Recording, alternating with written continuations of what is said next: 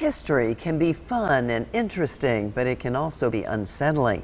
In this month's Hometown History, News Channel 6's Kim Vickers takes a look at the story behind a South Carolina plantation. Kim joins us live now from Redcliffe Plantation in Beach Island. So Kim, an important South Carolina family lived there for generations.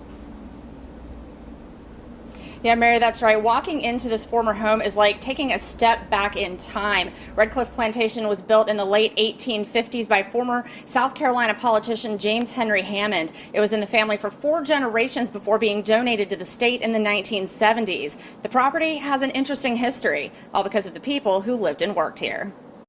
In the span of time that we interpret here, we talk about the black and white families that lived and worked here and made this their home. So that includes the Hammond family and also enslaved families and their descendants and later paid staff who stayed here for generations into the 1970s and beyond. Redcliffe Plantation was built by James Henry Hammond. He grew up in a family with a modest income. Redcliffe Park manager Chelsea Stutz believes his later success as a politician and planter was likely thanks to his wife, heiress Catherine Fitzsimmons. We know that he actually wasn't born into this level of wealth. He actually marries into it. And he marries Catherine Fitzsimmons of the very wealthy Fitzsimmons family in Charleston. And her dowry and the enslaved labor that comes with that is what makes all of this possible. Hammond's marriage to Catherine opens doors for him. He becomes a well-known pro-slavery politician with a stomach-turning idea of how society should work. In his speeches, Hammond also makes that phrase "cotton is king" famous, and he's essentially arguing that no one should be making war on the South because of the South's power, which we know comes from having slave labor.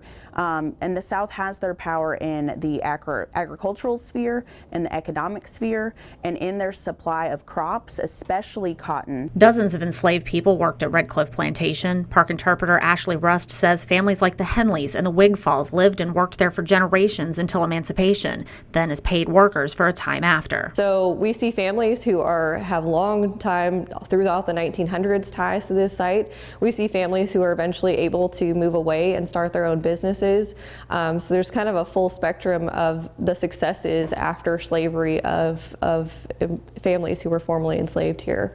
Many descendants of both the Hammond family and enslaved families still go to the plantation to visit. When we are working with descendants, I think what we see across the board is that when people come here, they're just looking for a connection to their ancestors, to the land and the place that their family has a history.